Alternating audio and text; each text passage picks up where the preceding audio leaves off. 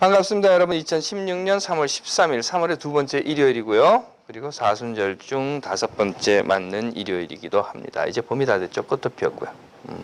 그래서 아침 저녁으로 좀 쌀쌀합니다. 여러분들 위에 걸칠 옷 하나쯤은 가지고 다니십시오. 유코는 이번 주가 스프링 브레이크죠. 그래서 한 주 동안 쉬고 열심히 달려오셨으니까 잠시 숨 고르시는 그런 시간 되시기 바랍니다. 자, 3월의 두 번째 일요일, 대한민국에서는요 테러 방지법이 통과되었다고 해요. 그리고 그 테러 방지법이 3월 10일부터 적용되었다고 합니다. 그 내용 아시는 분들 계실 거예요. 테러의 위험 의심자에 대한, 그러니까 테러를 일으킬 만한 의심이 되는 사람이에요. 에 대한 휴대전화 감청, 금융정보까지 다 들여다볼 수 있게 되었다고 합니다. 그런데 여기서 아주 재밌는 게 있어요. 재밌다고 해야 하는지 말은 모르겠습니다만 여하튼 테러 위험자, 아니 테러 의심자라고 하는 겁니다. 테러를 할 의심이 되는 사람이라고 하는 건데, 그러니까 그 말은 테러 용의자가 아니라 의심자라는 거예요.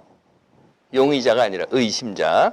그리고 그 의심자를 규정하는 것은 주체가 좀 모호하다라고 하는 거죠. 좀이 아니라 아주 모호하다라고 하는 거죠. 그 말은 뭔가 하면 이런 거예요. 누군가가 넌 테러 용의자야 라고 지정을 하는데 그 지정하는 주체가 누군가 하는 겁니다. 물론 이제 국정원이라고 하겠죠. 그리고 분명한 것은 너는 테러 용의자야, 아니 죄송합니다, 테러 의심자야 라고 하는 그 지정할 때 그 지정하는 행위에 법원의 판단은 없다는 겁니다. 누구든지 테러 의심자가 될 수 있는 거죠. 그 기준이라고 하는 것은 없는 거예요. 그리고 일단 테러 의심자가 되면 국정원은요 대공 방첩 분야가 아닌 테러 의심자에 대해서도 영장 없이, 이 말은 뭔가 하면 법원의 견제가 없이 감청, 금융정보 수집, 위치정보뿐만 아니라 신념, 노조, 정당 가입, 정치적 견해, 심지어는 성생활 등을 포함한 개인정보까지 모두 열람하고 수집할 수 있는 권한을 갖게 되었다는 겁니다. 또한 테러 단체와 위험 인물에 대한 정의 역시 유엔이 지정한 테러 단체와 그에 소속된 누구 이런 것이 아니라 테러 예비 음모, 선전, 선동을 했다고 의심할 상당한 이유가 있는 자면 누구나 다 테러 단체와 위험 인물이 된다는 겁니다. 간단히 말해서요, 국정원이 장호준을 테러 위험 인물로 지정하면 나에 대한 모든 것을 볼 수 있다는 거예요. 물론 그 이전에도 봤어요. 보지 않은 건 아닙니다. 근데 그 이전에도 봤죠. 해킹도 하고 별짓 다 했습니다. 그런데 그 이전에 했던 것은 불법이었어요. 그런데 이제는 합법이라는 겁니다. 혹시 여러분들 기억나십니까? 조지 오웰이라고 하는 사람이 쓴 소설 1948이라고 하는 게 있었어요. 1949년에 출판이 되었는데 그 소설에 등장하는 빅 브라더 이런 겁니다. 나는 너의 모든 것을 다 알고 있어. 이렇게 돼버린 거죠. 이미 아시는 분들도 계시겠지만 제가 1호가 되었습니다. 1호. 뭐든지 하려면 1호가 되는 게 좋죠. 1호가 되었습니다. 한국중앙선거관리위원회에서 저를 특정 정당을 반대하는 내용의 불법 신문 광고를 LA와 뉴욕 그리고 파리의 한인 매체에 게재한 혐의 이렇게 되어 있는데요. 사실은 이 사람들이 빼먹은 게 있어요. 파리뿐만 아니라 멕시코도 했고요. 캐나다도 했어요. 여하튼 간에 그 혐의로 해서 서울중앙지검에 저를 고발을 했습니다.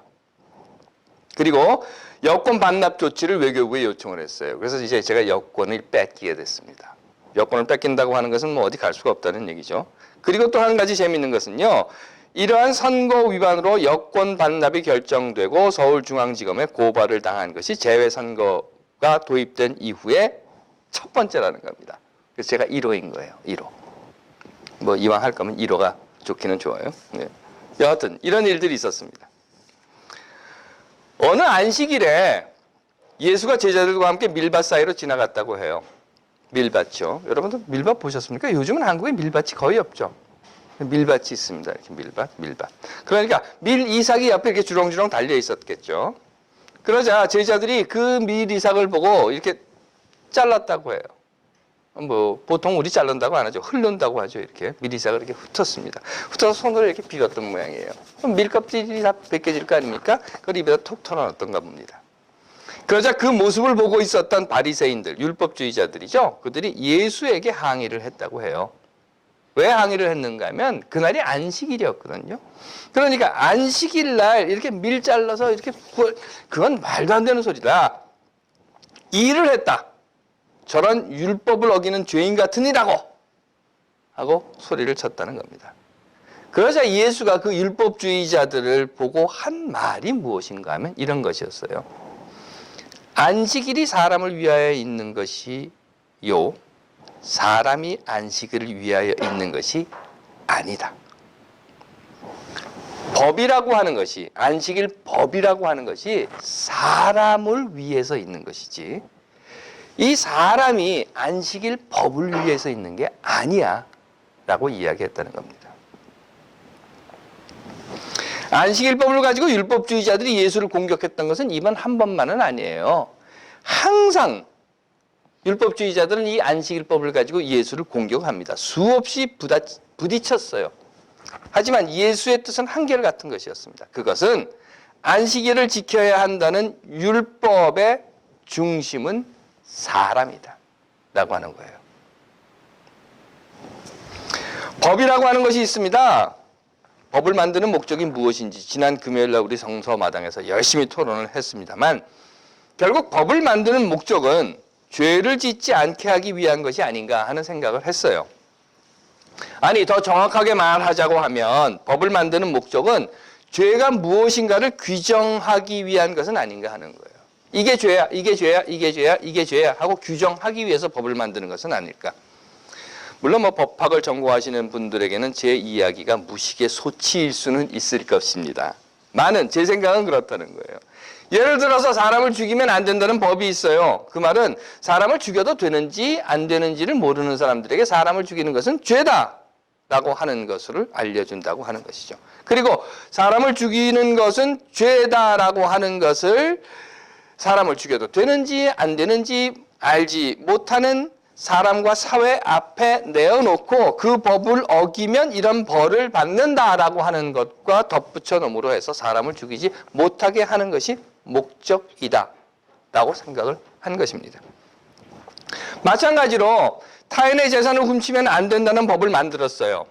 그 말은 타인의 재산을 훔치는 것이, 슬쩍 하는 것이 죄인지 아닌지 모르는 사람과 그 사회에게 타인의 재산을 훔치면 안 된다는 법, 그리고 그 법을 어김으로 하여서 이런 벌을 받는다는 것을 알려주고 결국은 타인의 재산을 훔치지 못하게 하는 것이 목적인 것처럼, 법이라고 하는 것은 어떤 행위를 저지르면 그 어떤 처벌을 받는다고 하는 것을 탁 이렇게 연결시켜 놓음으로 해서 그 어떤 행위, 즉 벌을 받는 행위를 죄로 규정한 것이다 라고 저는 생각을 했다는 겁니다. 다시 말씀드리건대 저의 이런 해석을 법학적 차원에서 보면 무식의 소치일 수도 있겠지만 말이죠. 그렇다면 이런 전제에서 본다면 죄는 뭐냐 하는 거예요. 아니, 그럼 어떤 것을 죄로 규정해야 하느냐 하는 것입니다. 여러분들 생각은 어떠십니까? 어떤 것이 죄입니까? 무엇이 죄입니까? 무엇이 법으로 규제되고 처벌되어야 하는 죄인가? 여러분들은 생각해 보신 적이 있으십니까? 글쎄요, 사람 사는 세상에서 이세돌과 알파고의 대결보다 더 무궁무진하고 수가 수없이 많은 그런 일들이 일어나는 이곳이기 때문에 그 하나하나를 전부 다 요건 죄고 요건 죄가 아니고 요건 죄고 요건 죄가 아니고 요건 죄고 이렇게 하기는 쉽지는 않을 것입니다. 하지만 우리 주변에서 일어나고 있는 일들이지 않습니까? 그런 것들을 간단히 몇 가지 예를 들어보면 이런 것일 거예요. 아이를 때리는 것, 아동학대라고 하죠. 이건 죄입니까? 아닙니까? 빨간불에 정지하지 않고 그냥 휙 지나가 버리는 것, 신호위반이라고 하죠. 이건 죄인가요? 아닌가요? 그렇다면 식당에서 밥 먹고 돈 안 내고 쓱 나가버리는 것, 무전취식, 이건 죄입니까? 아닙니까? 이런 것은 또 어떻습니까? 나와 피부색이나 언어가 다르다고 해서 차별하는 것, 인종차별, 이건 죄입니까? 아닙니까? 국가 기밀을 누설하는 것, 반국가 행위, 이건 죄인가요? 아닌가요? 또는 이런 것도 있어요. 같은 회사 안에서 유리한 조건으로 서로 주식 주고받고 뭐 이렇게 하는 거 있지 않습니까? 부당 내부 거래. 이건 죄인가요? 이건 어떻습니까? 북한의 주장에 동조하는 것. 고무 찬양. 이건 죄입니까? 아닙니까? 한 가지 더 말씀드릴까요? 공천에서 탈락한 정청래가 탈당해서 출마하는 것. 독자 출마. 어떤 이들은 해당 행위 이렇게도 부르는데 이건 죄입니까? 아닙니까? 지금 우리는 사순절 중에 있습니다. 사순절 기간 중에 지금 우리가 서 있어요. 예수가 처절하게 싸우고 있는 기간입니다. 그리고 그 예수의 싸움의 대상은 제사장과 율법주의자들이었습니다. 또한 예수가 살았던 시대의 기득권자들이었습니다. 다시 말해서 간단히 이야기해서 예수가 살았던 그 시대에 힘을 가진 자들 그리고 그 힘을 가진 세력들과의 싸움이었다는 겁니다. 그리고 그 힘을 가진 자들은 예수가 죄를 짓고 있다고 했어요. 예수의 행위를 죄로 규정을 해놓습니다.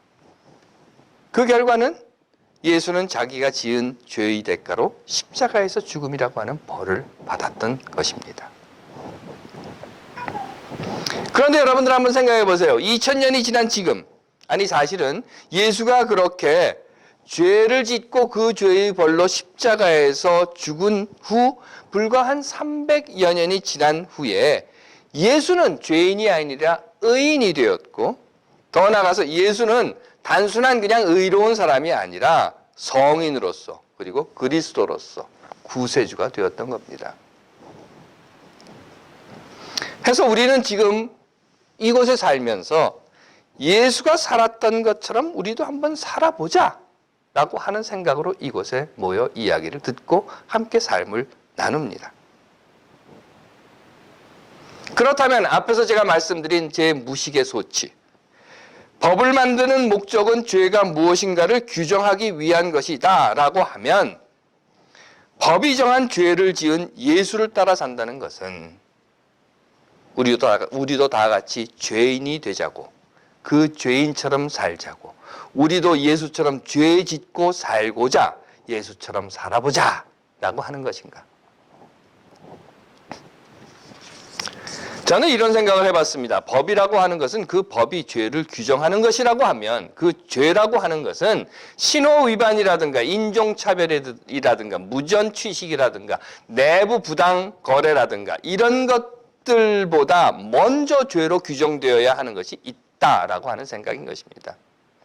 아니 이런 모든 것보다, 그래서 뭐 인종차별, 신호위반, 무슨 내부 부당거래 이런 모든 것들보다 더 상위에 있어야 하는, 더 정확히 말하자면 이 모든 법들의 근간이 되어야 하는 어떤 법이 다 이 법들이 정한 죄라고 하는 것을 저촉해 줄 수 있는 그런 법이 있어야 된다라고 하는 생각인 것입니다. 그래서 그 어떤 법이 너희들이 정하고 있는 그 죄라고 하는 것이 죄야 아니야 라고 하는 것을 판단해 줄 수 있는 무언가가 있어야 된다고 생각하는 것입니다. 글쎄 우리들이 흔히 이야기하는 것으로는 헌법일지도 몰라요. 그래서 위헌소송 뭐 이런 거 하지 않습니까? 하지만 성서의 근거에서 본다고 하면, 기독교의 역사의 근거에서 본다고 하면, 예수의 삶의 근거에서 본다라고 하면 그 죄라는 것은 저는 이렇게 생각합니다. 자유와 정의 그리고 평등을 해하는 것이다. 예수가 우리에게 준 자유, 그리고 예수가 그 땅 위에서 살며 보여주었던 정의로움, 그리고 예수가 모든 백성들과 모든 사람들 앞에 똑같이 나누어졌던 사랑이라고 하는 평등. 그렇기 때문에 자유를 억압하는 것이 죄입니다. 또한 정의를 지키지 않는 것이 죄입니다. 또한 평등을 해치는 것이 죄입니다.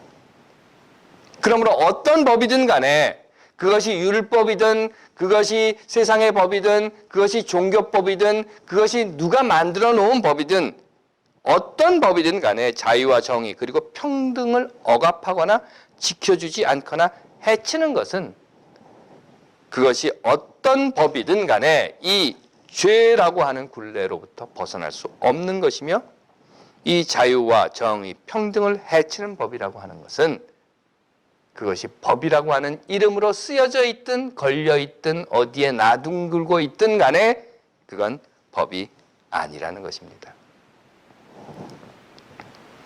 왜? 이미 법이라는 이름으로 쓰여진 이것이 죄야라고 규정하고 있는, 그래서 그것을 못하게 하는 것이 아니라 법이라는 이름으로 오히려 그 죄를 저지르게 하고 있기 때문에 이러한 자유와 정등과 평등에 어긋나는 것은 법이 아니라는 겁니다. 그런 이유로 해서 모든 법은 이 자유, 정의, 평등의 원칙에 따라 죄를 규정해야 하는 것이고, 이 자유는 정의에 근거해야 하는 것이고, 정의는 평등으로부터 출발해야 한다고 저는 믿습니다. 하나님이 예수 그리스도를 통하여 우리에게 준 그 자유라고 하는 것, 그리고 예수가 이 땅 위에 살면서 보여준 정의로움, 또한 모든 사람들에게 골고루 누구에게 더 많이 누구에게 덜하게, 누구는 더 크기 때문에 누구는 더 작기 때문에, 누구는 더 많이 가졌기 때문에 누구는 가지지 못했고, 누구는 배웠기 때문에 누구는 배우지 못했기 때문에, 누구는 이방인이고 누구는 유대인의 자손이기 때문에가 아니라 모든 하나님의 백성들, 하나님이 만드신 모든 것들에게 공평하게 나눠주신 사랑, 이 자유와 정의와 평등, 사람으로부터, 아니 사람이 그 중심이 되어야, 아니 더 정확히 말하자면 사람을 위한 것이 되어야 할 때, 이것이 곧 예수가 이야기한 안식일법이 아무리 전통과 역사와 그 무시무시한 권위를 가지고 있다 하더라도, 안식일법이 지금 이 순간 너희들의 목을 다 잘라버릴 수 있다 하더라도, 안식일의 법이 나를 십자가에 매달아 죽일 수 있다 하더라도, 안식일의 법이 그 무엇보다도 큰 것이여, 큰 힘을 가지고 있다 하더라도, 안식일법이 사람을 위하여 있는 것이지 사람이 안식일법을 위하여 있는 것은 아니다 라고 예수는 외칠 수 있었던 것입니다. 사람을 사람답게 자유롭고 정의롭고 그리고 평등하게 살 수 없도록 하는 것이라면 그건 죄를 규정하는 법이 아니라 그 법 자체가 죄인 것입니다. 그래서 삶의 자유를 제한하는 테러 방지법, 이건 죄입니다. 정의로운 표현을 규제하는 선거법, 죄입니다. 사상의 평등성을 억압하는 국보법, 죄입니다. 아니, 이 법들을 지키는 것이 바로 죄를 짓는 것입니다. 해서 저는 테러 방지법을 반대합니다. 선거법을 지키지 않습니다. 국보법이 죄라고 말합니다. 하나님께서 사랑하시는 여러분, 이제는 우리 삶을 한번 돌아봅시다. 우리 삶에서 사람이 사람답게 자유, 정의, 평등을 지키며 살 수 없게 하는 말이나 행동이나 생각이나 우리의 삶의 모습은 혹시 보이고 있지 않는가? 세상을 향해서, 또는 그저 지나치는 사람들을 향해서, 내가 가르치는 학생이나 내가 카운셀링하는 카운셀리나, 또는 내 가족이나, 또는 내 아이들이나, 아니면 맥도날드나 그로서리에서 캐셔하는 사람들을 향해서라도 혹시 사람이 사람답게 살 수 있는 자유와 평등 그리고 정의에 기초한 그런 삶의 모습을 우리가 어기고 있지는 않은가? 사순절입니다. 예수는 지금 싸우고 있습니다. 그렇다면 예수는 무엇과 싸우고 있는지, 예수는 지금 죽음을 향해 한 걸음 한 걸음 다가가고 있습니다. 그렇다면 예수는 무엇을 위해 죽었는지 다시 한번 되돌아보는 기간이 되어야 하겠습니다. 하나님께서 사랑하시는 여러분, 사순절 우리의 삶을 돌아봅시다. 기도하겠습니다. 하나님, 우리가 세상에서 사람이 사람답게 자유와 정의와 평등을 지키며 살 수 있는, 아니 살 수 있게 하는 말과 행동, 삶의 모습으로 세상을 살게 하옵소서. 늘 우리의 기도를 들어주심을 믿고 간절히 기도드리옵나이다. 아멘.